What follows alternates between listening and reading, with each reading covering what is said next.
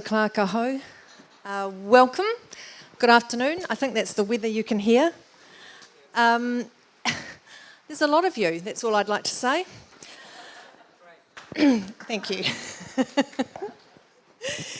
Okay, this session is simply called 50 Years of Feminism. That's a lot of time, and that's a big theme.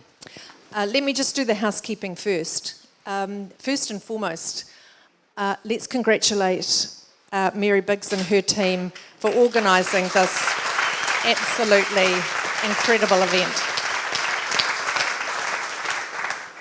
I know I've been coming to Booktown for about 3 years now. It just gets better and better and bigger, and next year they're going to put in a mezzanine, and, you know, if you weigh under a certain kg, you'll be perched on there. But yeah, it's a fantastic event. So thank you for coming out in the weather, and thank you to all of the organisers for all the hard work. Now, this is a smoke-free event, so if you were thinking of lighting up, which obviously you aren't, please don't. In case of emergencies, the exits are marked. Just don't worry about your neighbour, just run right over the top of them and out the door. Since this is 50 Years of Feminism, it's ladies first. Kindly switch your mobiles to silent. I know you will. You can take photos though, as long as you're on silent, and put them on, you know, your social media formats, because that's what we do these days. This is the 7th year of Featherston Booktown, and there's about 50 events, and it wouldn't be possible to run these without all of the kind sponsors, funders and supporters, and we thank them. And this year, Booktown is donating $15 in book vouchers to more than 2,500 primary school children in the local schools, which, you know, is pretty cool.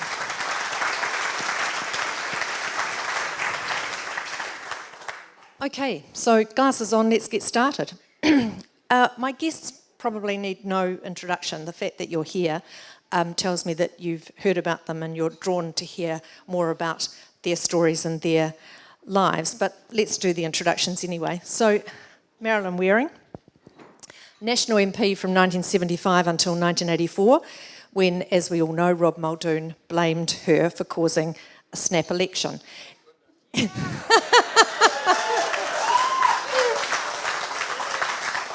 And the events of that evening and all that preceded it are brilliantly explained in her latest book, The Political Years.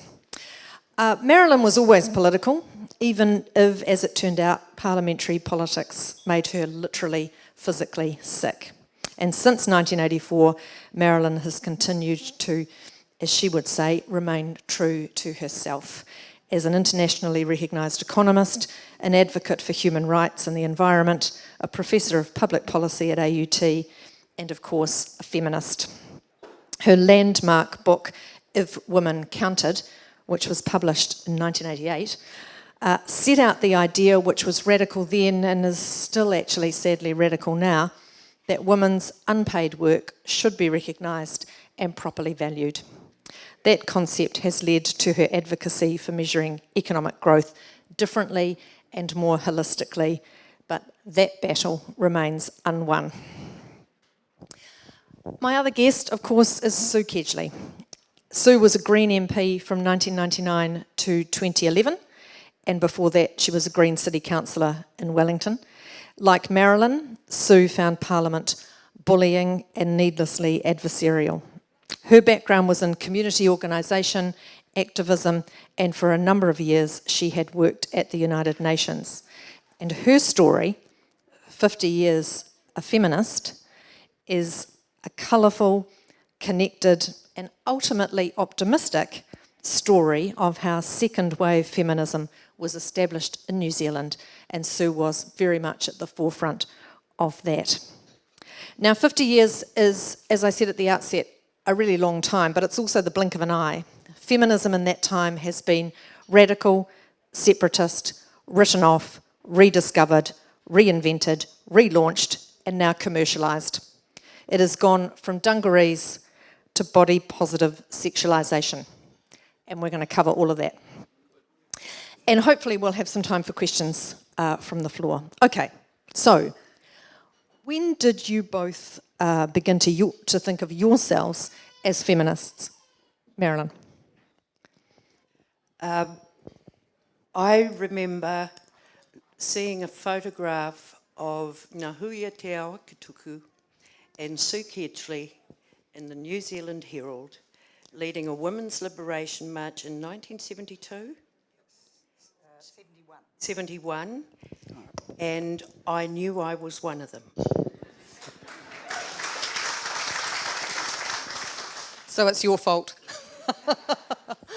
Well, when we were growing up, and I'm sure it was the same for you, Marilyn, sexism, it was just so normal. We just absorbed it without questioning it. You know, we just accepted, like when I was at Checkpoint Radio New Zealand and said I was a researcher, gosh, you know, I wondered whether I could interview some people.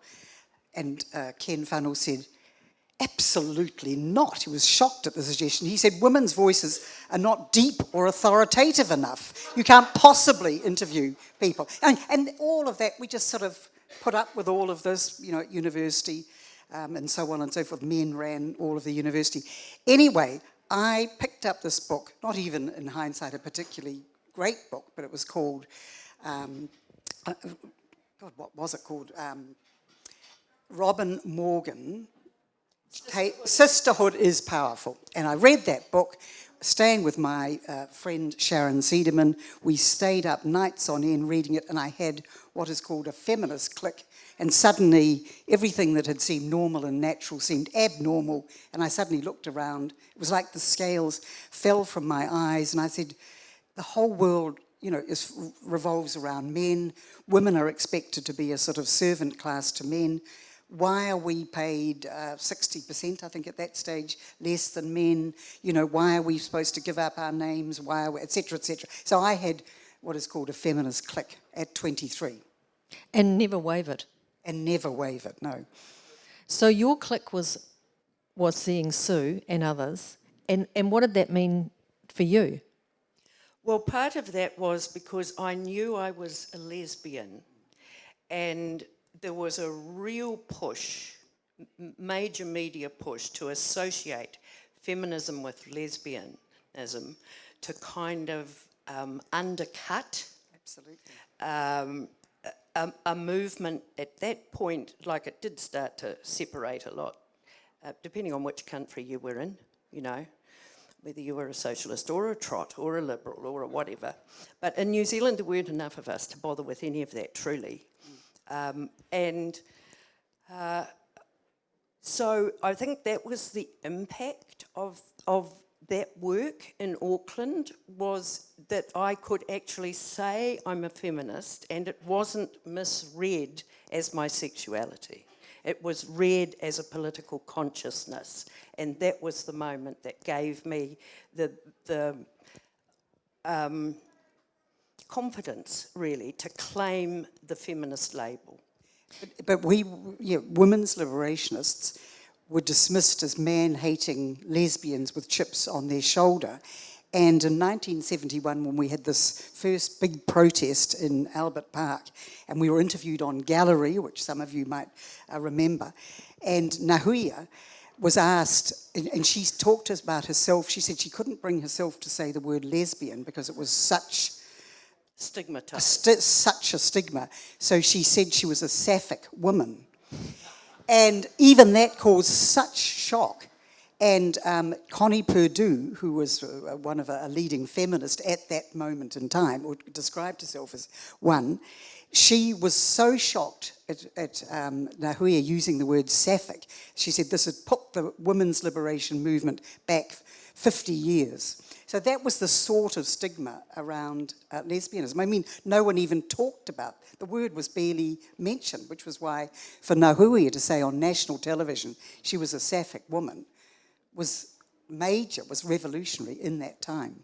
But even the word feminism was revolutionary. And I want to talk about the word, the power of the word, because there's a reference in your book, Sue, to, I mean, we'll talk more about sort of the present day and the future a little bit later in this conversation, but I just want to just talk about the power of the word and how the word is used. And you talk about how the word has been reclaimed And you refer to that concert that Beyonce did a few years ago where she had feminist and neon lights behind her.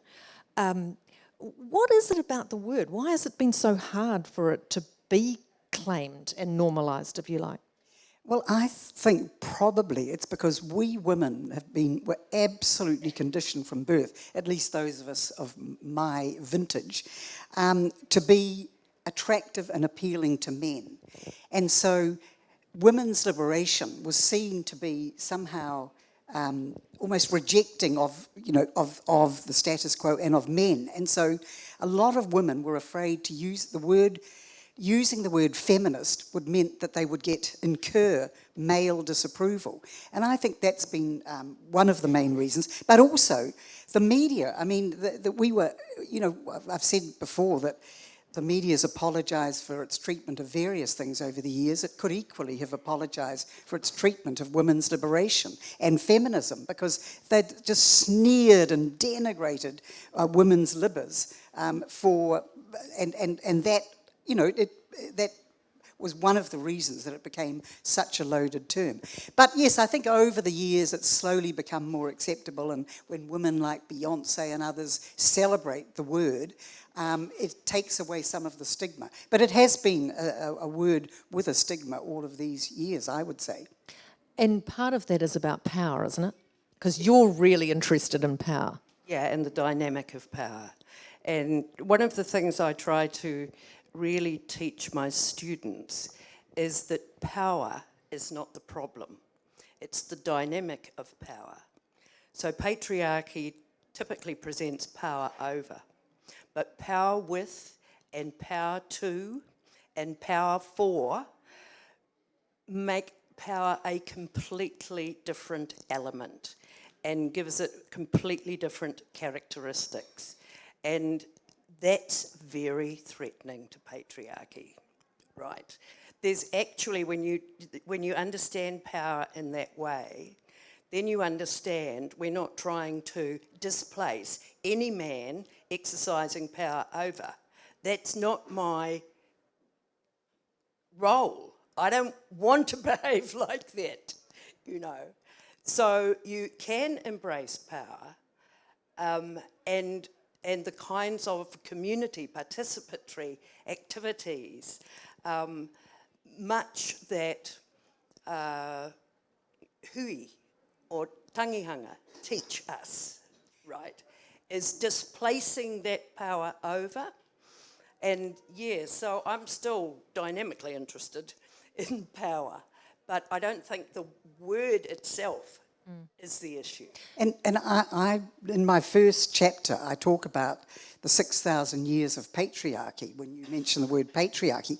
And I think we just have to, I didn't realise when we set up women's liberation in 1971 in Auckland University, I thought, well, we'd sort of point out, how terrible the injustices, and things would quickly change. And I didn't realise that we were up against 6,000 years of patriarchy. And when you think of the context that until 1884 in New Zealand, because much is made about suffrage and women's suffrage, but right in 1884, when they amended the Marriage Act, until then, when a woman married, she completely lost her legal identity.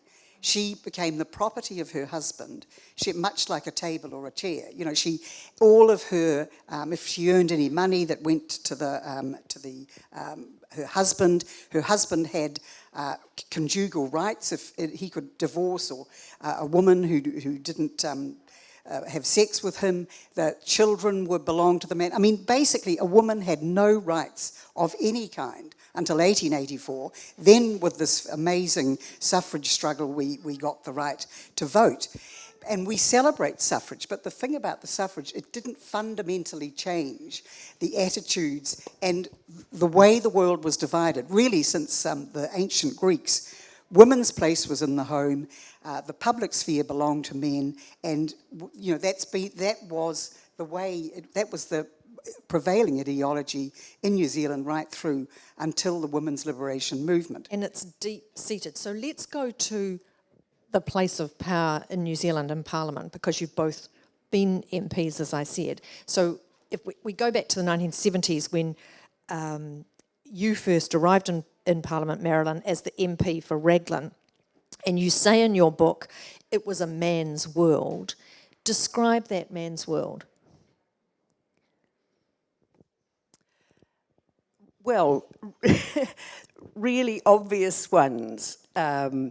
So I sat in the first caucus with only Colleen Dew. I sat in the second term by myself. I sat in the third term with only Ruth. And finally, we were up to 8 women in the whole of Parliament. The language was male. Much of the language only spoke about men. So, for example, you're sitting in caucus, you're doing appointments to boards, to tribunals, to inquiries. You have to battle really hard, even to have a woman's name considered, right? I can remember, like, one of my first or second caucus, I talk about, it was an appointment to the tourism board, I think, and Duncan McIntyre put up the name of a Māori woman, and Muldoon immediately rounded on him and said, no, I want an Auckland businessman. Like, you know, there were just... So, and that wasn't isolated. You sat in that caucus for 3 hours of that every week. You went and sat in Parliament, and the abuse of, you know, sitting there listening to the abuse of Whetu, Tirekatene Solomon, or Mary Batchelor, or Anne Herkis, and your stomach turning, and it taking incredible courage to raise a point of order against a member of your own party for his abuse of a woman MP, you know, and then to be punished for months afterwards for doing that kind of thing. It was just relentless. And my salvation was my constituency. And it was also, sitting here, I'm remembering, Zonta, Business and Professional Women, Federation of Graduate Women, Women's Electoral Lobby, anywhere I could go to be cared for and embraced, you know, and that's what kept giving me the energy to go back again the next week. Though I also talk in the book about, in the last 2 years in particular, getting on the plane in Hamilton and involuntarily crying the whole way to Wellington. Just at the thought of it. It's one of the differences of both of your journeys, actually. There's a lot of similarities and there's a lot of crossovers. But, and Marilyn, for those of you that we've another session which is on politics and prose tomorrow, and we'll canvass more of the issues about Parliament and that. But your story about your experience in Parliament is so profoundly lonely. But at the same time, you came through on a movement, right? And there's something in that. It's what you're talking about, that community of women or like-minded people who can kind of hold you up a little. Well, I mean, yes, I completely agree with Marilyn about what the bear pit of Parliament was like. But I had the fortune to be in with this bunch of eccentric Green MPs, the first MPs who came in 1999. I'm glad you said eccentric, because then I don't have to say anything. Nandor Tanchos and Keith, but and the wonderful Rod Donald, and they were just the most wonderful, supportive, the wonderful Jeanette Fitzsimons. I mean, I was in this incredibly supportive environment, and we weren't undermining each other. We were supporting each other. Rod Donald was like a cheerleader. In fact, he was one of my mentors in my life, I realised, looking back. And the other thing is, by then, we're now at 1999, and there's enough women to be bringing women's issues onto the political agenda. Feminism, actually, in 1999 was completely out of fashion. It was almost, they were all sort of yawning and talking about post-feminism. But nevertheless, paid parental leave, I got my flexible working hours bill. We were working on quite a lot of these women's issues, and that's what made it worthwhile. I mean, I was also working on lots of other things like animal welfare and food, but on the women's issues, there was enough women in Parliament to be bringing about some change. I mean, we didn't get paid parental leave until, I think it was 2002. Yeah. Incredible. And even then it was only 14 weeks, but at least it was a start. Yeah, but There when was you a say feeling that it some was- progress, I think that's a point I want to pick up on, because both of you refer in your books to the wonderful Sonia Davis, who of course is, you know, one of the great sort of mothers of progressive politics in New Zealand, and the first woman elected to the Federation of Labour, and also later an MP. Actually, funnily enough, when I read your books, I'd forgotten she was even an MP. It's incredible, isn't it? Because I think... Before she became yeah. MP, yeah. So hope for all of you yet. But Sonia launched the Working Women's Charter in 1978. You talk about this, Sue. It was a 16-point plan to improve the lives of working women. And Sonia's dream was that it would be a kind of Bill of Rights for women. And here we are, what are we, 2022. We still don't have all of it. So what, if we're just looking at this from a sort of feminist perspective, do we say, what, feminism failed? Well, we actually have achieved some of that Working Women's Charter. First of all, looking on the bright side, we do have paid parental leave. My flexible working hours bill, because that was one of them, flexible working. And I do just want to say in parenthesis that when that bill came before Parliament, a very modest bill about enabling people to work flexibly, I remember the national government and many business organisations said this would be so catastrophic for their businesses if we had flexible working hours that many of these businesses would have to relocate overseas. So it just needs to remind you of, you know, the sort of, you know, when a change is proposed, the sort of disaster that's going to happen. So anyway, we've got flexible working, paid parental leave, what else? But what Sonia didn't include in there was the long, toxic hours. And actually the other problem is that all of these women who have, even if they have paid parental leave and whatever, are still doing the two jobs. So this is what she didn't identify in the Working Women's Charter, is that we were going into the workplace but still having our second jobs. And I still remember in 1973 I wrote with Sharon Sederman, Sexist Society, and we said, as women move into the workforce, there's going to be this wonderful nirvana, and men are going to move into the home, and we're going to share the work in the workplace, we're going to share the finances, and we're going to share the parenting, and share the housekeeping, and share everything. Well, so that's the problem. That the sharing, we still don't have shared parenting. We still, with paid parental leave, much though we might have got it in Parliament, the women take the 6 weeks, and a man normally takes 1 or 2 weeks and carries on with his working life completely untroubled by the new child in the household, because women are going to look after it and do all the household work, which of course Marilyn's been talking about for decades. This is your point, isn't it? It's the unpaid, unrecognised, the fact that women are working 24 hours a day, actually. Yeah, I just want to go for a moment, share here. So 1979, Sonia becomes the first woman ever elected to the Federation of Labour Executive. And if you want a sense of what she was up against, I was asking the Railways Corporation at the time why they weren't employing women.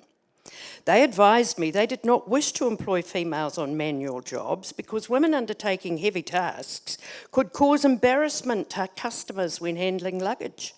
And women couldn't work on night train services because of the risk of family strife caused by men and women employees working in close association in conditions conducive to misconduct. The ability of women staff to cope as bartenders or bar managers on trains was open to question. And there were no women in locomotive crews because locomotives had to wait for long periods, and rostering a woman at night with men would jeopardise the reputation of staff. So, like 1979, that's what we're up against. So obviously things aren't going to change, you know, overnight at all. Well, that reminds me perfectly of, I think in 1987, maybe 86, I was the chapel mother, great title, of the union at the Dominion Post. Well, it wasn't the Dominion Post, and it was just the Dominion. And whatever year it was the Fiji coup. And the most capable reporter to cover that, because she had a lot of overseas reporting experience, was a woman. And she was assigned, the newsroom put her forward to go to cover that. And the then editor of the Dominion took me aside to say that we had to break it to her that she couldn't go. And I said to the editor, why couldn't she go? And he said, because she hasn't had children. It's a very volatile situation. And what if she got kicked in the stomach? And this is a true story. And she didn't go. And so that was in the 80s. I mean, this is deep ingrained stuff, isn't it? Yeah, it is. I can quickly take us on to the unpaid work. Yeah, go for it. If you like. Yeah. So I think because of, firstly watching my mum and my grandmothers in particular, and really understanding that households wouldn't function, without them, and then in particular having the constituencies of Raglan and Waipa, where no farm could function without them, and where I kept having issues such as, I remember this one on a big sheep farm out at Oparau, and a woman had become injured just before shearing, and she had to be replaced by a shepherd, a rousey and a cook. One woman. And when they applied to ACC to have some assistance because her mother had now come to try to run the household while she was out of action, ACC replied, no, that's not work. That's what families just should do. So I just began accumulating all of these stories. So it wasn't just what I'd noticed in my family. And then as I learned, from the international work I began to do. I first met Sue in 1980 in Copenhagen at the International Women's Conference. Yes, and it was actually very special because New Zealand turned into a pack of rebels. And we were very lucky because we had Sue and another woman called Jan Beagle on the inside, and they would tell us what everybody else was doing and what to wait for and what to watch for. It was very cool. But that also, at that point, I already was, one of the really explicit things I was saying on New Zealand's behalf was about women's unpaid work, and particularly by then really understanding the extent to which not seeing women's subsistence production right through the African continent, right through Asia, etc., was a major problem, not because they weren't counting it in the GDP. You talk about it like that to get people's attention, but because it meant if you weren't looking, things like food security, nutrition, lactation, safety, none of these things would ever be accommodated if you weren't looking in that direction. What we now know, so, at the time I was still talking seemingly hypothetically. We'd have some anthropologists' theses, some anthropologists started doing time use surveys, but by now, today, we know that in every country, the single largest sector of the economy is women's unpaid work. And the rest of the economy simply could not function without it. And not only is it the single largest sector, it's the single largest sector using a really poor conversion of what it's worth. So, for example, if they convert at women's hourly rates, we already know that there is an unequal pay working in that context. They usually only measure what you want to designate as your primary occupation. I don't know many women who only do one thing at a time. So that's complicated because they're hugely engaged in simultaneous activity. That is very different from men who tend to focus on one. This has all been demonstrated now in data. So women's simultaneity of activity actually increases their productivity. So the measurements are low again. The measurements are low again because they don't think about subsistence work, right? The measurements are low because they don't think about what I used to call being a logistics analyst, and people looked at me strangely, and I now just call worry work. In households, women do the worry work. Who has to be where, when, how, who's doing it, etc., etc. So there's all of that, and that's before we even get to the fact that the most important food on the planet is not recognised as food. Breast milk is not called a food. And lactation is very interesting. In the national accounts of New Zealand, we count milk from buffaloes, goats, sheep and cows, and we do not count the production of the most important food on the planet for infants. And it is worth hundreds of millions, probably the work we've been doing, it's probably worth trillions of dollars on an annual basis around the world. Just that particular feature. And I've come to learn that actually the men who are in charge of the rules are terrified of the redistribution of resources that would be the outcome if finally they had to see, value and account for unpaid work. Our budgets would look so different, incredibly different. We might understand that increasing breastfeeding, for example, is a better program for climate change, right, than worrying about cows.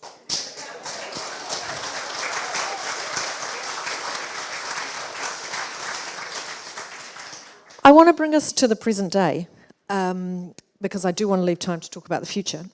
And one of the things about the present day is that the themes that Marilyn's been talking about there essentially have been, I mean, it seems to me, as a proposition, you can disagree, but were sort of put on the shelf during that sort of Sheryl Sandberg period. Did I hear you groan? That Sheryl Sandberg period of sort of uber feminism, which was the lean in movement that became, got an awful lot of brand of feminism. It's if it is feminism, but yeah, the idea. Cheryl's, for those of you that haven't heard she was the CFO, or she still is the CFO of Meta now, just retiring. But she wrote a book called Lean In, and the principle of Lean In is it's really aimed at professional women, but the idea is that. To actually lean into opportunity, lean into your ambition, and essentially to do that you'd need to contract out certain services like, well, lactating for a start. But what did you make of that time in feminism, if you like? Well, yeah, I try not to be judgmental. I mean, there's so many different strands of feminism. And, there's a whole movement for women in boards, for example. There's a movement for women in sports. Great. There's room for everyone. I think you can locate yourself where you want to on the feminist continuum, if you like. But right from Germaine Greer obviously influenced me a great deal because I helped to bring her out to New Zealand and spent time with her and made documentaries about her, etc. And while she's become somewhat contrarian in later years, one of her great lines was, she said, "We must beware that in our quest for equality, we don't simply become counterfeit men." And this was a very strong strand of Germaine Greer, and it's been something I've been preoccupied with all of my life and sort of left the UN and so forth because of, to avoid becoming just a counterfeit man.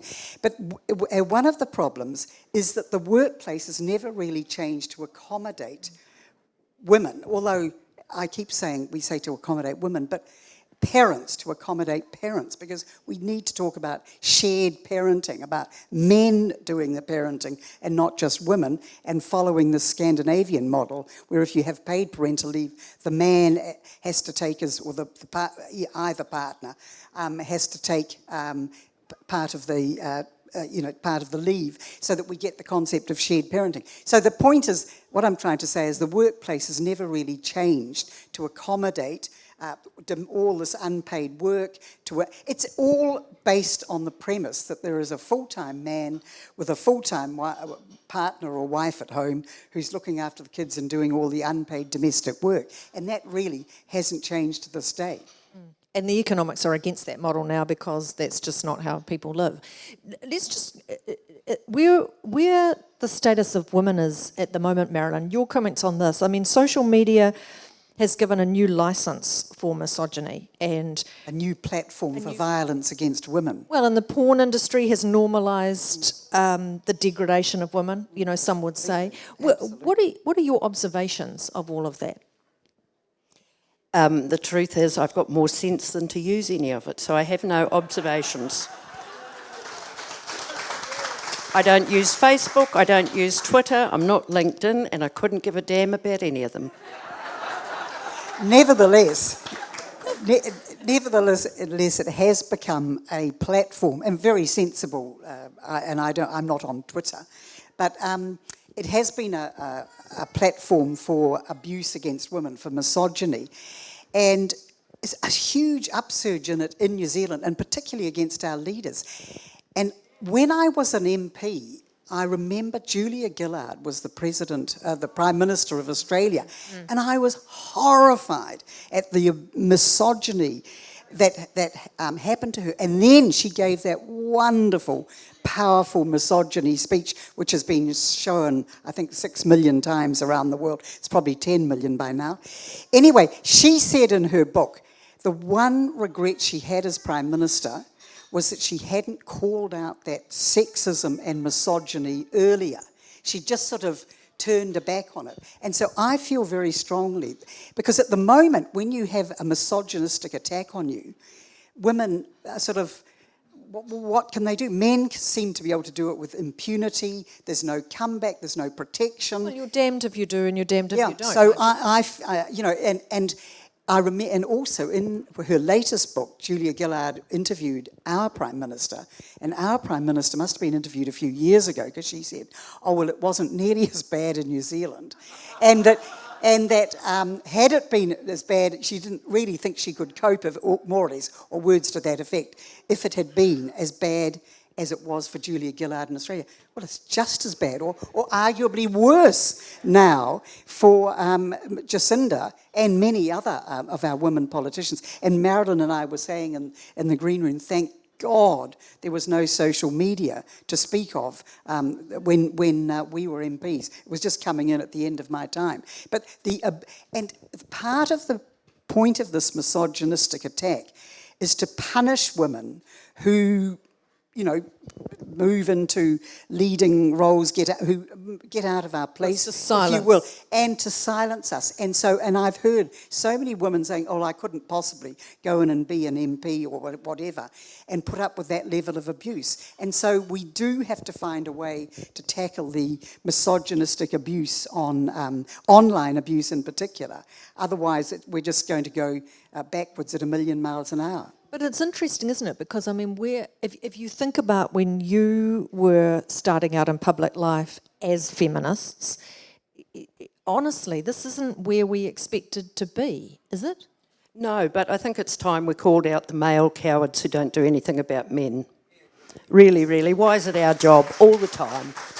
You know, and that we need to finesse ways of doing that is really important to me. So that's part of the strategy that I have. You know, I'll front men and say, well, you don't like us saying all men are rapists, but if you're not active, you're condoning it. So you better get your butt into gear. I want to hear your voice out there, not ours. And that's something I say quite strongly in my book, that, you know, it's men's turn now. It's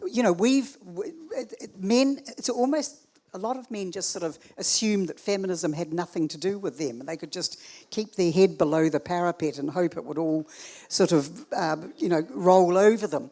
And so we've had women have undergone this massive change over the last few decades, 50 years in fact.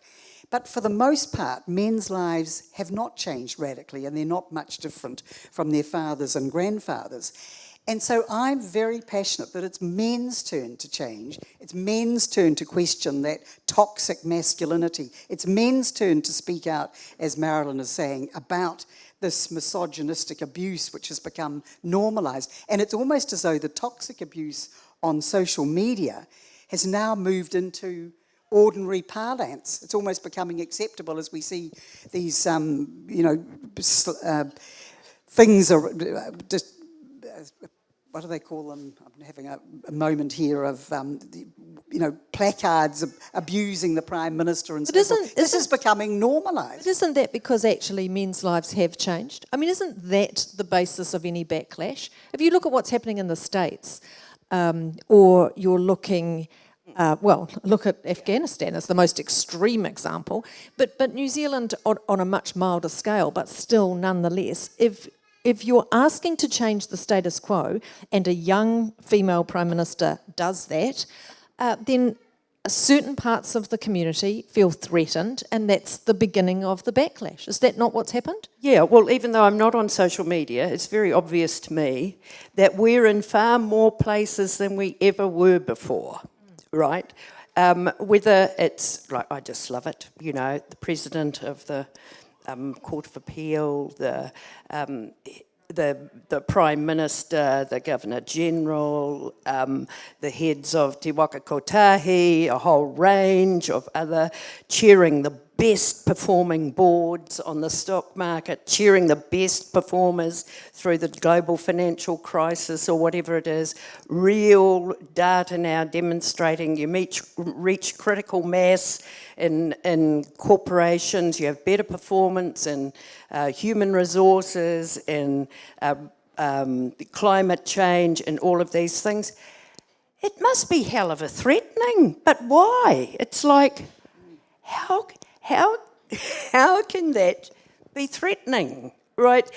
And of course, for all of our tangata whenua, it's rugged because the backlash is really, really strong, and for loads of our migrant peoples as well. So yeah, and yes, it's writ large in the US, but the dynamic is everywhere. And actually, on the the male, they call it the manosphere. I read a very powerful book by a woman who explored the manosphere, and she explored people like Proud Boys. Now, that's an organisation in America, which, by the way, was leading the January 6th attacks on the Capitol Hill. But they began their life as an anti-feminist organisation whose goal is to make women subordinate to men once again, and they see feminism as a cancer. So there are groups, strands of men like that who they still see masculinity and being a man as part of being a man is to dominate and control women. So they're still in that mindset that they are somehow superior and are entitled to dominate and control and have sex with women, etc.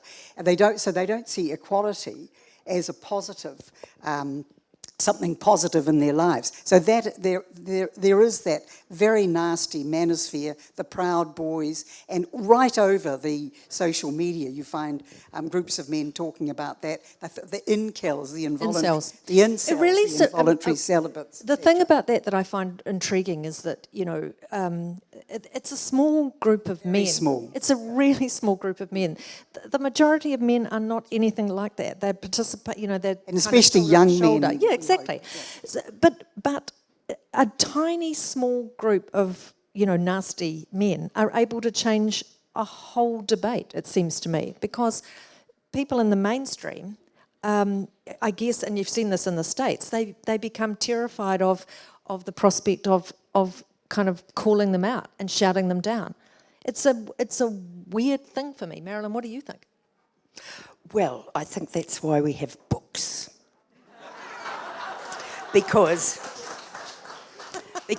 that's, like, I'm just sitting here thinking about so many of the amazing novels I read. Who else has read The End of Men, which is the most amazing? No, it's a novel and it's phenomenal. It's about it's about an AIDS or COVID-like disease happening, and it only infects men, but 10% of men aren't infected. So women have to take over everything. But the reason why it's a really interesting book is because some of the women who take over are just like men. Right. So, but if I think of the extraordinary voices that we now have, in the 70s we had maybe Nawal al-Saadawi and there maybe Ata Adu, but there weren't, hardly any were being translated or reaching us. Now I think of amazing, brave Turkish women writing, the really brave, come on, Marilyn. Roy. Aaron. Roy Aaron did. Yeah. Right. So that's where I get my energy, my courage, my resilience, my everything from women's voices, writing brilliantly. And feeling like, that wonderful thing when you're reading a novel and around the world there are hundreds of thousands of other women, at least women, hopefully some men, reading this work, and it just garners your resilience back together again. You're not alone. They are brave. That whole kind of thing, that really takes me away. That gives me that kind of energy that I really still need, and that's where I go to get it. But I do think, picking up Linda's point, first of all, I'd like to say, wonderful to see quite a few men here today. Thank you to each one of you who have come here. And there are some, and men are changing. I just feel we shouldn't, because you're right, because we've got these, the horrifying sort of Donald Trump and the Proud Boys, they are at an extreme, and that a lot of men are changing, are embracing equality. Well, and your book Yep. ends on an incredibly positive note. And so talk about that before we take some questions. So if you've got some questions, start, we're not having statements, remember, but a couple of questions. So start thinking about them now. I was surprised by your optimism. Perhaps I was in a sort of bleak frame of mind, having had a long week of billable hours, but when I read it. But yeah, you're a real optimist. Well, I think also, if you look back and think, and we haven't got time to go into it, what it was like 50 years ago, it is incredible, the change that has occurred in the 50 years and the choices that we have, and so actually, I think all of us who have been part of the women's movement can be very proud, because I think it has been a very progressive, voice for change. For 6,000 years, women have been, absolutely suppressed to the extent of having no voice, no rights. And in the last 50 years in particular, we have absolutely made enormous change, and a sea change in the way society sees women. And we have, as I say, opportunities our mothers and grandmothers would not have even dreamed of. So I do feel optimistic, but I do feel if one sex changes, as women have, and the other sex stands still, then the two sexes get out of sync. So we have to have men changing, this awful masculine stereotype. It's as bad for men as it is for women. And all the statistics about suicide and prisons and that, that macho man, let's just get rid of it. And I think it'd be just as beneficial for men as it is for women. So I'm really hoping that men are going to, join in, and many are. So I guess, yes, ultimately, I think we have to be optimistic, though. Look at America, look at Taiwan, when one could look around the world and see a massive backlash taking place. But however, even when you look at America and Roe versus Wade, you can then look across at Ireland, which is just legalized abortion, so has Colombia, so has Mexico, so has Argentina. So it's a very long struggle, as I say in there. You know, it goes in these waves. It's not something that we're going to do overnight, because we are, after all, trying to, transform after 6,000 years of patriarchy. Marilyn, your book does not end on an optimistic note, but that is because it ends with you leaving. Well, I suppose it was optimistic for you, because it ends with you leaving Parliament and your party being swept out of office, although I suspect you were congratulating everybody for that. But are you optimistic? Are you optimistic about the place of women, about feminism?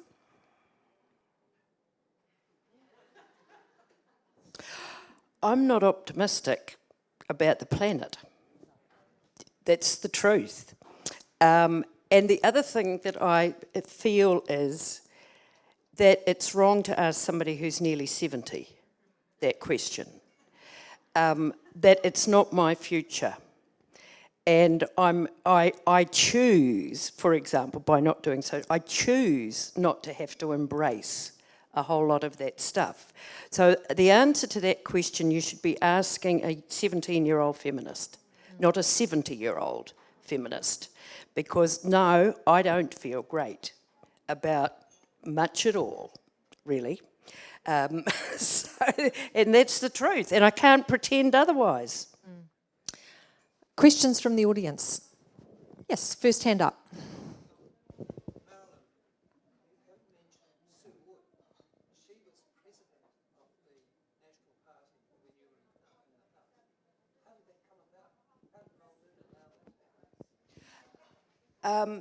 Well, first of all, Sue became Women's Vice President of the party after Julie Cameron, who I can remember her first interview in the Evening Post in the early 1970s, only being about what she wore and how attractive she was.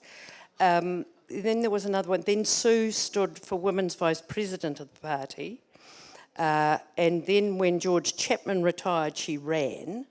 And it was a close competition, but actually she was easily the best candidate, right? Yeah, she was very supportive of me. So, and we're still very close. And she was a feminist, and she really battled Muldoon. She did not have altogether a very supportive executive, but there were some, the Julian Wattses of the world were still about. But in the finish, after the electoral defeat in 1984, Muldoon turned on her and for 2 years tried to take a case to court against her. Yeah. So, I'm just trying to persuade Sue to contact National Archives for all of her archives to go there, because it's a really significant number of boxes that it was stories nobody else can tell. And to remind her, Sue, this was the 1970s. You've got to remember how hungry all of us were when your and Sharon's book came out. Like, you just would gobble it. I can remember going to Victoria University bookstore, and you used to pass it going up the hill. And each week I'd go in and there'd be a table of the new books that had just come. And there were these unbelievably brave women writing these extraordinary books, that I couldn't afford. And about one a month, there'd be kind of a new one. And I'm trying to remind Sue, think of all the stories we didn't have that we really needed to know. And that's why your material's got to go to archives, just so people can be reminded again and again. Yeah. Another question? Yes. Just speak up a little.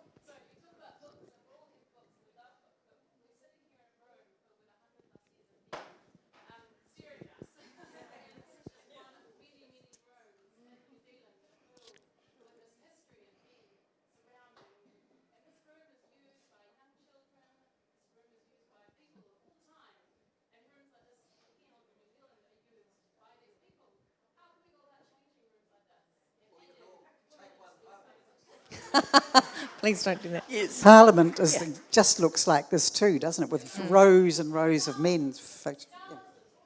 Well, I think you have to get yourself on the hall committee. You know, and this is the thing we can do, just village by village. That's exactly the kind of thing we can do. Yeah. And point out how deeply unattractive they are. But it is. I mean, people want to come to a hall to have fun, right? But it is important. I mean, it might seem minor, but just always seeing these rows of men and never seeing the women up there. Well, there's your next. There you are. Do you live in Featherston? Oh, well, there you are. It's your job now. Come to a meeting. Yes, and you're going to be commissioning young people to make climate change art to replace it. We've got time for one more question, if there is one. Yes. It better be short.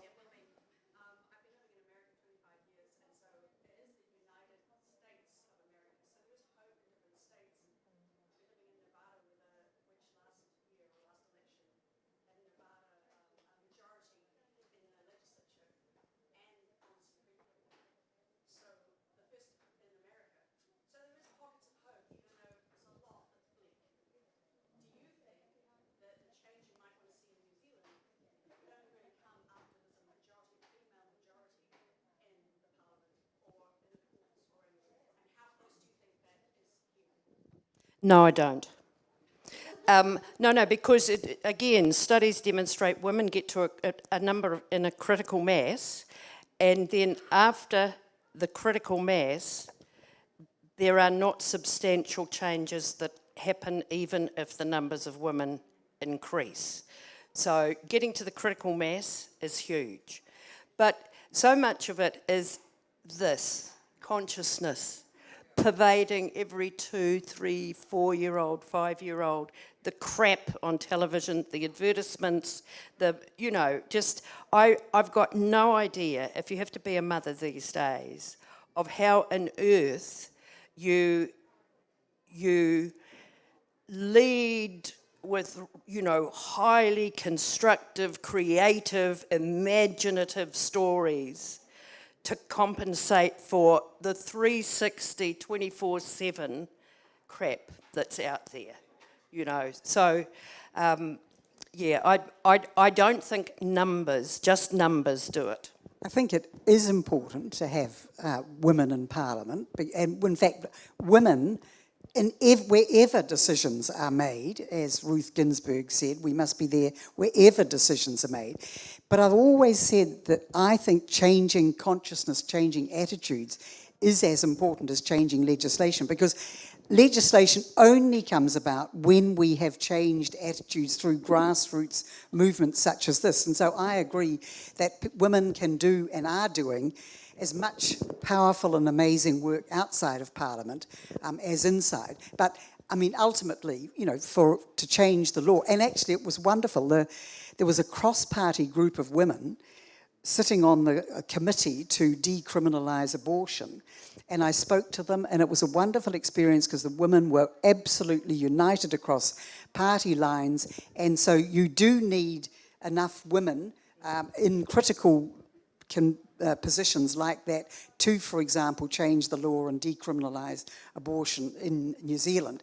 But I agree with Marilyn, it's what's happening all over New Zealand that's just as important as what is ever happening in our Parliament.